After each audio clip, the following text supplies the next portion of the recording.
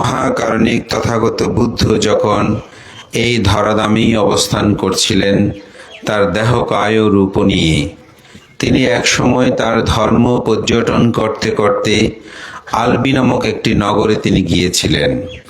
সেখানে এক আলবক যক্ষর সাথে বুদ্ধের দেখা হয়। আলবক যক্ষের একটি কক্ষে, সেখানে এই আলবক যক্ষ বাস করতেন। বুদ্ধ গিয়ে সেখানে বিশ্রামের জন্য গিয়েছেন। আপনারা অনেকে জানেন, এখনো আমাদের পার্বত্য অঞ্চলের দূর পথগুলোতে যাওয়ার পথে কিছু বিশ্রামাগার থাকে। ঠিক বলি, এখনো বাংলাদেশে বিশেষ করে সরকারিভাবে বিভিন্ন জায়গায় এরকম বাংলোগুলো থাকে। বিভিন্ন সরকারি কর্মকর্তা বা রাষ্ট্রীয় অতিথি আসলে সেখানে থাকেন। তখন এটা সবার জন্য এরকম উন্মুক্ত ছিল। তো বুদ্ধ গিয়ে যখন সেখানে অবস্থান করছেন, তখন আলবক যক্ষ বুদ্ধকে বললেন, আপনি এখান থেকে বের হয়ে যান। তো বুদ্ধ বের হলেন। আবার বলছেন, আপনি ভিতরে ঢুকুন, অর্থাৎ ভিতরে প্রবেশ করেন। বুদ্ধ ভিতরে প্রবেশ করলেন। তো বুদ্ধের মতো মহাপুরুষকে আলবক যক্ষ যখন একবার ঘর থেকে বের করতে পারছে, একবার ঘরে ভিতরে ঢুকাতে পারছে, তার একটু ভালোই লাগছিল যে জগতে বুদ্ধের কথা সবাই শুনে উঠা বসা করে, আমার কথায় বুদ্ধ উঠা বসা করছে। তাই তিনি বুদ্ধকে বারংবার একবার ভিতর ঢুকাচ্ছে, একবার বাইর করছে। এভাবে 3 বার শেষ হলো। চতুর্থবার যখন বুদ্ধকে বলছে, আপনি এখান থেকে বের হন, বুদ্ধ বলছেন, হে আলবক যক্ষ, উত্তর আপনি দিতে পারেন তাহলে আপনাকে আর বের হতে হবে না। আর যদি উত্তর আপনি দিতে না পারেন, তাহলে আমি আপনার মস্তককে ছেদন করব, আপনার বক্ষকে বিদীর্ণ করব, আপনার চিত্তকে আমি বিভ্রান্ত করব, আপনার দুপা ধরে আপনাকে গঙ্গার অপর তীরে আমি নিক্ষেপ করব।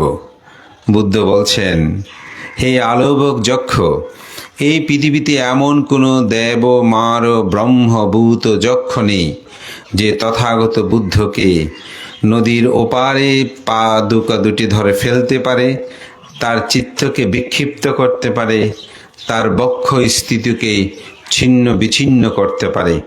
এমন কোনো দেব ব্রহ্ম মার ভূত আমি দেখি না। তবুও তুমি আমাকে প্রশ্ন করতে পারো, আমি তার উত্তর প্রদানে সচেষ্ট থাকব। তখন বুদ্ধকে তিনি প্রশ্ন করলেন, প্রথম প্রশ্ন যে পুরুষের শ্রেষ্ঠ ধন কি?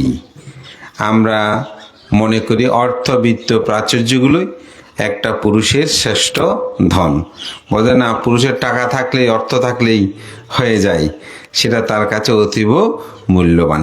তো এখানে পুরুষ বলতে আসলে শুধুমাত্র কোনো লিঙ্গান্তর ভেদে পুরুষ নয়, এখানে পুরুষ বলতে মানুষকে বোঝানো হয়। বুদ্ধ ধর্ম দর্শনের অনেকগুলো শব্দ আছে, যেই শব্দগুলো এক এক জায়গায় কিন্তু এক এক অর্থ ব্যবহৃত হয়। যেমন ভিক্ষু শব্দটি আমরা জানি, যারা মুন্ডুক মস্তক হয়, গেরুয়া বসন ধারণ করে, যারা কর্মবাজার চতুর্থিয়াতের মাধ্যমে ভিক্ষুদের সম্মতিতে ভিক্ষু হয়, সঙ্গের সম্মতিতে ভিক্ষু হয়, তাদেরকে আমরা সাধারণত ভিক্ষু বলি, যেমন আমাদেরকে আপনারা বলেন। কিন্তু বৌদ্ধ ধর্ম দর্শন মতে আবার কিছু কিছু ক্ষেত্রে যিনি সমগ্র তৃষ্ণাকে ক্ষয় করার জন্য বিচরণ করেন, প্রতিনিয়ত স্মৃতি সাধনায় নিমগ্ন থাকেন, সে অর্থেই অনেক ক্ষেত্রে ভিক্ষু শব্দটি কিন্তু ব্যবহৃত হয়ে থাকে। তো এই কারণেই আসলে এক একটা জায়গায় এক একটি শব্দ কিন্তু এক এক রকম ভিন্নতা রূপ। তো এখানে পুরুষ বলতে শুধুমাত্র লিঙ্গান্তর ভেদে পুরুষ নয়, এখানে পুরুষ বলতে ব্যক্তিকে বোঝানো হয়। তো বুদ্ধকে প্রশ্ন করছেন যে পুরুষের শ্রেষ্ঠ ধন কি? দ্বিতীয় প্রশ্ন করলেন যে কি সুন্দরভাবে সংগ্রহ করলে সে জীবনটা সুন্দর হয়। তৃতীয় প্রশ্ন করলেন, তৃষ্ণার দায়কের মধ্যে তৃষ্ণার যে তৃপ্তি লাভ করে, সে তৃপ্তির মধ্যে শ্রেষ্ঠ তৃপ্তিকর কি জিনিস রয়েছে। চতুর্থ প্রশ্ন করলেন, জগতে কিভাবে এই মানুষ জীবন যাপন করলে সে জীবন শ্রেষ্ঠ হয়। 4টি নয়, আরো অনেক প্রশ্ন আছে, সময়ের বিষয় আছে, আমি 4টি বিষয় নিয়ে শুধু কথা বলবো। প্রথম যে প্রশ্ন, সেই প্রশ্নের উত্তরে বৌদ্ধ বললেন, পুরুষের শ্রেষ্ঠ ধন হচ্ছে শ্রদ্ধা। অর্থাৎ আমাদের যে অর্থবিত্ত, বাড়ি গাড়ি যেগুলোকে আমরা ধন মনে করি, এগুলোই আসলে মানুষের প্রকৃত ধন নয়। মানুষের প্রকৃত ধন হচ্ছে কি? শ্রদ্ধা। তো শ্রদ্ধা কি? শ্রদ্ধাটা আমরা সাধারণত অনেকে মনে করে হাত জোর করে কাউকে যদি বন্দনা করি, উনি আমাকে শ্রদ্ধা জানিয়েছেন। অনেকে আরো একটু গভীর চিন্তা করলে কেউ যদি পূজা অর্ঘ্য নিবেদন করে, বলে না উনি আমাকে খুব শ্রদ্ধা করেন, বা ওনার কথা মেনে চললে আমরা মনে করি উনি অনেক শ্রদ্ধা করেন। হ্যাঁ, এগুলো প্রাথমিক বিষয়।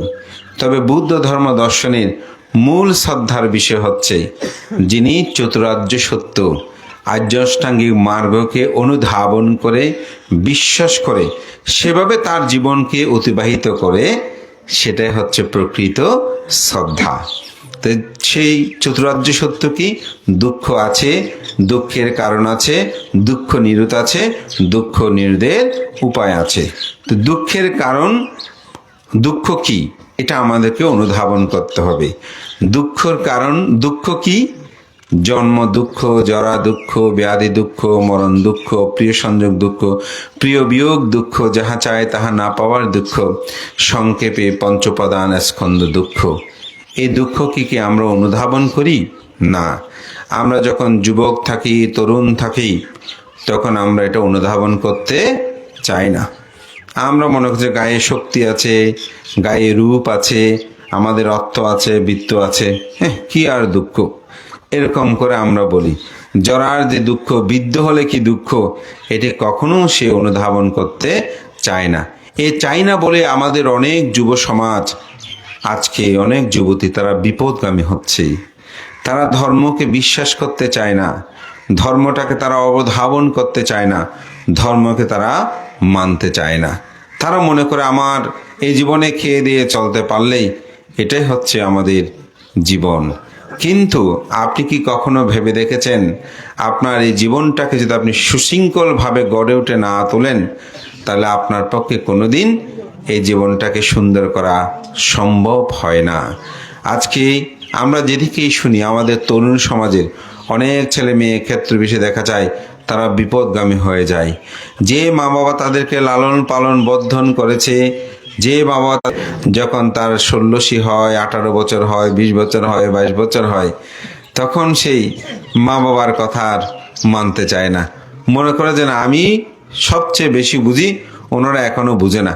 যদি কোনো কথা বলতে চান, তোমাদের যুগ এখন নেই, এখন যুগ পাল্টিয়ে গেছে। আসলে যুগ ঠিকই আছে, আমার মন পরিবর্তন হয়ে গেছে, আমার মানসিকতা পরিবর্তন হয়ে গেছে। আমি প্রকৃত সত্যটাকে আমি অনুধাবন করতে পারছি না। আমি মনে করি না খেয়ে দিয়ে চলতে পারলেই আমার মনে হয় জীবন। কিন্তু না, জীবনটাকে উপলব্ধি করবেন। আপনি জরার অধীন, আপনি ব্যাধির অধীন, আপনি মৃত্যুর অধীন। যুবক বলেন, বৃদ্ধ বলেন, এখন মৃত্যুর কোনো কি সময় আছে? আমরা একটা সময় দেখতাম খুব কম মানুষে অল্প বয়সে মারা যেত, কিন্তু এখন গড়াই অনেক বেড়েছে। কিন্তু অত্যন্ত দুঃখের বিষয়, আমাদের তরুণ সমাজের অনেক স্ট্রোক করছে। 24 বছর, 22 বছর, 28 বছর বয়সেও আজকে মৃত্যু হচ্ছে। তারা মা বাবা কোথায় কি এখন সেগুলো দেখে না। কিছু অর্থ দিতে পারলেই মনে করে মা বাবার প্রতি আমাদের কর্তব্য দায়িত্ব শেষ। বিহার সমাজ এগুলো নিয়ে তাদের কোনো চিন্তা নেই। কেন? এটাই আমি মনে করি আমাদের সমাজে অবক্ষয়ের একটি অন্যতম কারণ। এখন তারা নেশাদ্রব্য সেবন করছে। আরেকটা সবচেয়ে বড় নেশা, আমাদের শ্রদ্ধেয় সংবাদ বানতে মাঝে মধ্যে আমাদেরকেও বলেন, বিজ্ঞ সংগতকে বলেন, সেটা হচ্ছে মোবাইলের বড় নেশা। সেখানে বিভিন্ন গেমস, এই সেই, এগুলো নিয়ে তারা এত বেশি মগ্ন। তা আমি মনে করি শারীরিকভাবেও আগে মানুষ যেরকম সুস্থ ছিল, এখন শারীরিকভাবেও মানুষ সেরকম সুস্থ নয়, এবং মানসিকভাবেও তারা এগুলো দেখতে দেখতে বিপদগামী হচ্ছে।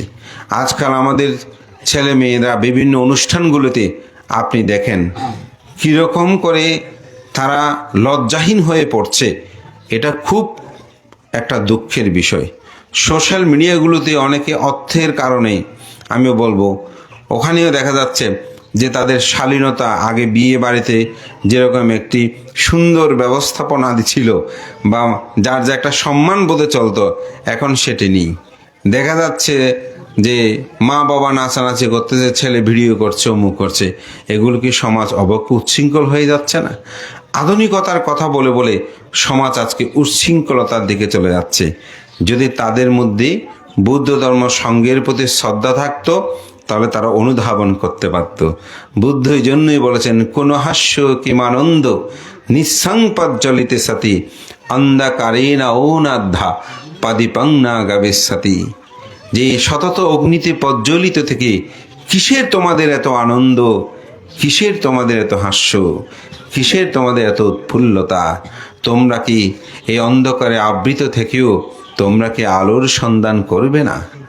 অর্থাৎ আপনি যদি মগ্নতা জীবনে থাকেন, তাহলে তো আপনার পক্ষে আমি মনে করি মুক্তি লাভ করা সম্ভব নয়। নিজেকে অনুধাবন করুন, নিজেকে উপলব্ধি করুন, তখন আপনি বুঝতে পারবেন আসলে আমাদের জীবনটা কেমন। জন্ম থেকে মৃত্যুর বিষয়টা শুধু আমরা ভাবি, কিন্তু জন্ম মৃত্যুর যে সময়ে আমাদের জীবন, আমরা যখন মাতৃগর্ভে আসলাম, মাতৃগর্ভ থেকে ভূমিষ্ঠ হলাম, আমাদের জীবনটা কেমন করে চলেছে, কত পরনির্ভরশীলতায় জীবন।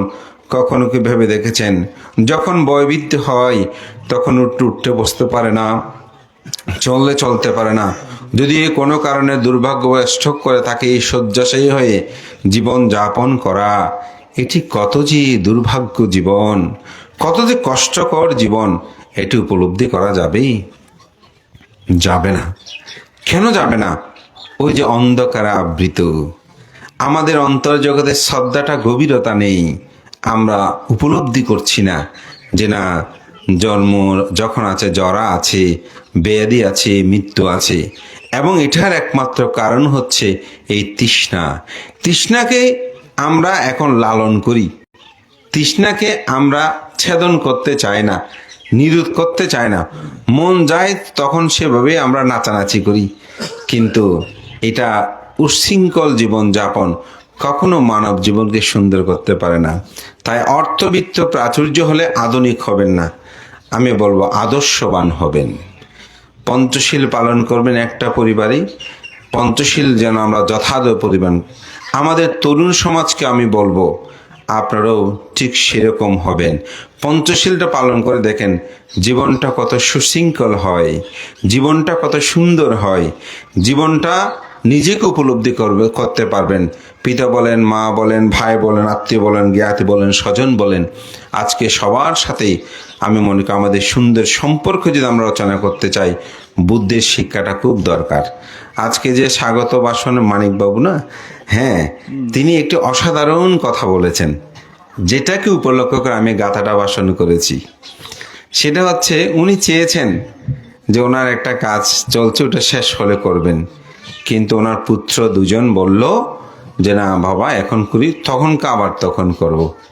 তো আমি মনে করি এটা অতিজাত বা অভিজাত সন্তান, এটা যথার্থ। কারণ ওনার চেয়েও অনেক বেশি ভালো চিন্তা করেছেন। বুদ্ধ এটা বলেছেন, আবিত্থারে তা কল্যাণী পাপা চিত্তাং নিবারায়ে দান্দাং হি কারতা পুয়াং পাপাস্মিং নামাতে নামো। বুদ্ধ বলছেন, যখনই তোমার পুণ্য চেতনা করার চিত্তটা উৎপন্ন হয়, তুমি সাথে সাথে পুণ্যকর্মটা শেষ করবে। যদি শেষ না করো, তাহলে সে চিত্ত অনেক সময় পাপেতে রমিত হতে পারে। আপনারা জানেন শিবুলি কুমার, সে যখন জন্মগ্রহণ করল, 7 বছর 7 মাস তিনি মাতৃগর্ভে ছিলেন, 7 দিন গর্ভযন্ত্রণা ভোগ করেছেন। তিনি যখন ভূমিষ্ঠ হলেন, তখন মহিলা কুমারকে পাঠালো শিবুলির মা সুপ্রভাষা, যে বুদ্ধকে গিয়ে ফাং করো।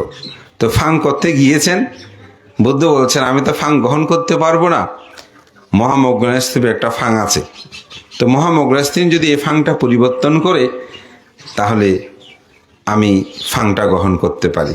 তো মহামগ্নের যে দায়ক, মহামগ্ন দায়কের কাছে মহামগ্নস্তূপে গেলেন, গিয়ে বলছেন আপনি তো জানেন আমাদের এখানে মহিলা কুমার তিনি সন্তানের পিতা হয়েছেন, তার স্ত্রী প্রার্থনা করেছেন আগামীকাল থেকে 7 দিন পর্যন্ত বুদ্ধ প্রমুখ ও ভিক্ষু সংঘকে দান করবেন। তো ওনার ইচ্ছে পোষণ করেছেন, সেজন্য আপনি যদি 7 দিন পরে আপনার দানটা করেন তাহলে ভালো হয়। তখন উনি কি বলেছেন, অবাক করার বিষয়। তিনি বলছেন, ভান্তে, আমি 7 দিন পরে আমার দান করব, তো আমার 3টি সত্য আছে। প্রথম সত্য, মানুষের জীবন মরণশীল। আমি যদি 7 দিনের মধ্যে মরে যাই তাহলে তো আমি তো আর দান করতে পারবো না, সুতরাং আমার জীবন আপনাকে রক্ষা করতে হবে। দ্বিতীয়ত, মানুষের অর্থবিত্ত প্রাচুর্য, যেগুলো চিরকাল থাকে না। 7 দিনের মধ্যে যদি আমার অর্থ নষ্ট হয়ে যায়, চুরি করে নিয়ে যায়, ডাকাতি করে নিয়ে যায়, বন্যায় প্লাবিত হয়ে যায়, আগুনে দগ্ধ হয়ে যায়, তাহলে 7 দিন পরে তো আমি দান করতে পারবো না, সুতরাং আমার সম্পদ আপনাকে রক্ষা করতে হবে। তৃতীয়ত, আমার অন্তর জগতের মধ্যে দান করার জন্য যে শব্দ উৎপন্ন হয়েছে, 7 দিন পরে যদি আমার দান করতে মন না চায় তখন তো আমি আর দান করতে পারবো না, সুতরাং আমার শ্রদ্ধা আপনাকে রক্ষা করতে হবে। তো সেই মহামগুণস্থ বীর তার দিব্য দৃষ্টিতে অবলোকন করে তিনি বললেন, হে দায়ক, আপনার 2টি সত্য আমি রক্ষা করতে পারবো, 1টি সত্য রক্ষা করতে পারবো না। বলতে 2টি সত্য কি? আপনার প্রথম সত্য, আপনি মৃত্যুবরণ করবেন না যদি নিজে নিজে আত্মহরণ না করেন, আপনি বেঁচে থাকবেন, এটা আমি নিশ্চয়তা দিতে পারি। দ্বিতীয়, আপনার সম্পদগুলো নষ্ট হবে না, এগুলো বিদ্যমান থাকবে, কিন্তু আপনার অন্তর জগতের মধ্যে যে শব্দ উৎপন্ন হয়েছে এটা নিয়ন্ত্রণ করার ক্ষমতা আমার নাই।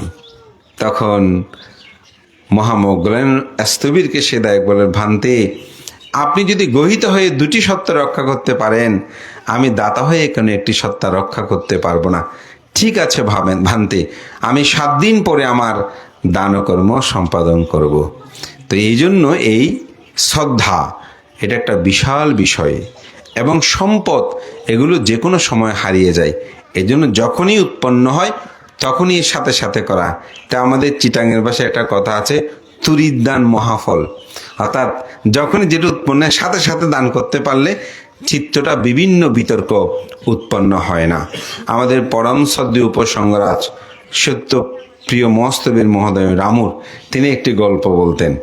সেটা হচ্ছে, এক মহাজন এসেছেন, বলছে, ভান্তে, আমি একটা বড় সঙ্গদান করব, 200 ভিক্ষু নিয়ে আপনি কিন্তু সহযোগিতা করবেন। বলতে বান্ধব বলে, হ্যাঁ ঠিক আছে। তো মাস 2 পরে, ভান্তে, আমার সঙ্গদানের কথা মনে আছে? বলে, হ্যাঁ মনে আছে, কখন করবেন? বলতে, ভান্তে, আপনার সাথে আলাপ করেছি, একটু গোনার জায়গাটাকে নিয়ে একটু সমস্যা আছে, এগুলো একটু ঠিক করে সোজা হয়নি, তারপর করব। তা আবার মাস 2 মাস পরে বানতে এবার যে, মাজন, আপনার সঙ্গদানের খবর কি, একটা করবেন?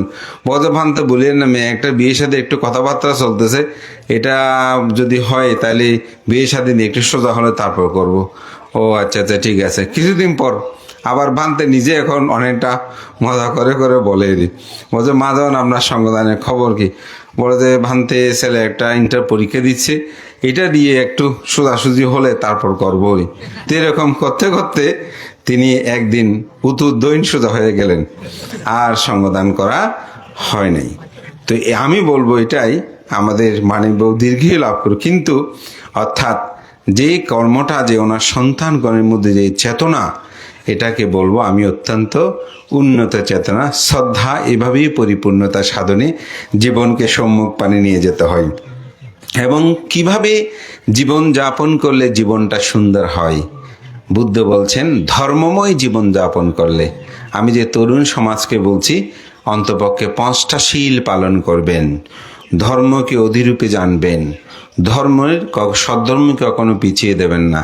অন্তপক্ষে আমি বলবো, এই মাদক সেবন এগুলো থেকে দূরে থাকবেন, বয়োজ্যেষ্ঠদেরকে সম্মান করবেন, গৌরব করবেন, প্রত্যুত্থান করবেন, সুশৃঙ্খল জীবন যাপন করবেন। বেশি কিছু লাগবে না, পঞ্চশীলটা পালন করেন, জীবনে যেখানে যাবেন সেখানে পূর্ণতা আসবে। এই জন্য জীবনটাকে সুন্দর করতে হলে সুশৃঙ্খল জীবন যাপন দরকার। তৃতীয় যে প্রশ্ন ছিল, জগতের সর্বশ্রেষ্ঠ আত্মতৃপ্তি কিসে হয়? বুদ্ধ বলছেন, সত্যের মতন রস আত্মতৃপ্তিকর আর কোনো কিছু নাই। যে মানুষ মিথ্যা বলে সেও চায় সত্য শুনতে, সত্য শুনলে আমরা অপরাধকে পর্যন্ত ক্ষমা করে দিই। তো সত্যের মতন এত তৃপ্তিকর, মধুতর আর জগতে কোনো কিছু নাই। সর্বশেষ কিভাবে জীবন যাপন করলে শ্রেষ্ঠ জীবন হয়? উত্তরে বললেন, প্রজ্ঞাময় জীবন যাপন করলে সে জীবনটা হয় শ্রেষ্ঠ। অর্থাৎ যে কোনো কর্ম সম্পাদন করতে আমরা যেন জ্ঞান নেত্রে করি। আর